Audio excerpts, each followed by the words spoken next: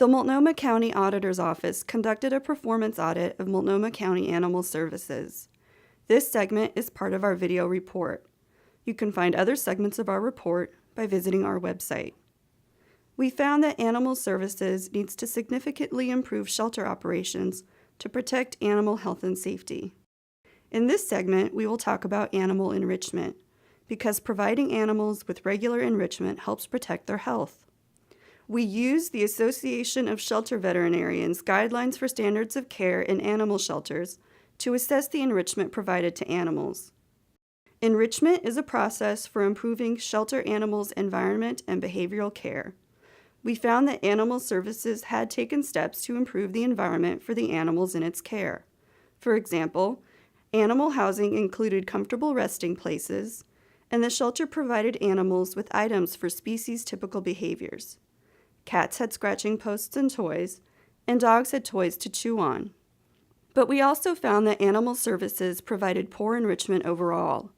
According to the guidelines, at a minimum, enrichment for shelter animals should include regular daily social contact with people. Even in cases where the shelter has to confine animals for behavioral reasons, the shelter should still provide the animals with positive social interactions without removing them from their enclosures. Enrichment should also include regular daily mental stimulation, like the food acquisition challenges shown here, which provide animals with chances for learning and help reduce boredom. And enrichment should include regular physical activity in each animal's enclosure or outside. When animals do not receive regular social contact, mental stimulation, or physical activity, they are more likely to experience long-term stress, which can lead to serious medical and behavior problems and affect their adoptability. Animal Services did not appear to meet these minimum requirements for all cats and dogs. Insufficient staffing appeared to be an underlying cause. First, we will talk about the shelter's intake areas, which is where animals stay when they enter the shelter. An animal's time in intake can be several days or less, or as long as several weeks. Regardless of the length of time they were in intake, we found that dogs and cats in these areas appeared to receive essentially no enrichment. Animals in intake did not receive daily social contact. They saw people during cleaning and feeding, but the shelter care guidelines state that daily cleaning and feeding activities are not ways to provide social contact to animals. They did not receive intentional mental stimulation each day. Each animal had at least one toy, but Animal Services did not change the toys regularly, which can help prevent boredom and stress. Sometimes Animal Services played music for the cats in intake, but this was not consistent. The animals in intake did not have daily physical activity. A few dogs had gone on walks with employees or experienced volunteers, but this was not a common practice. Cats did not leave their enclosures for physical activity, and in the majority of these enclosures, there was not enough space to move more than a couple of steps. Some of the dogs we observed were in intake for 1 week or more, as were some of the cats we observed. As an animal shelter stay gets longer, the potential for stress increases, which means there is greater potential for physical and mental deterioration. Enrichment can help reduce this potential. Unfortunately, we observed firsthand how the lack of enrichment over time affected animals. For example, this is Piglet.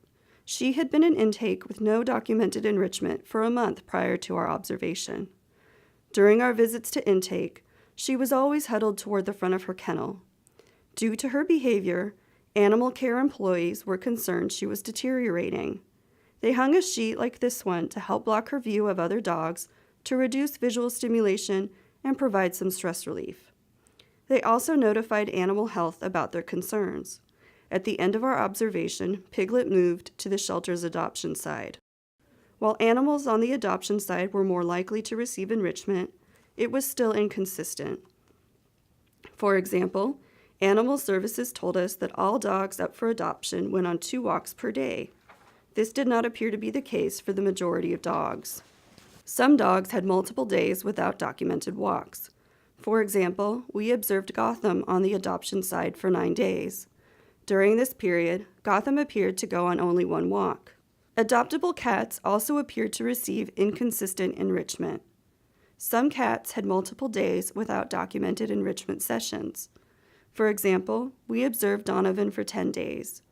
During this period, he appeared to have 4 enrichment sessions. Because these findings made our office very concerned for the welfare of the shelter's animals, we reported them to Animal Services before completing our audit. We also recommended at that time that Animal Services institute a full enrichment program for all shelter animals as soon as possible. With this report, we want to reiterate that earlier recommendation and build on it. We recommend that Animal Services provide a comprehensive enrichment program to all cats and dogs in every section of the shelter to ensure each animal receives daily social contact, mental stimulation, and physical activity. Provide cats and dogs at the shelter for longer than 1 week with enrichment that increases as their length of stay increases. Maintain documentation of all enrichment provided and track this information to ensure all animals receive enrichment consistently.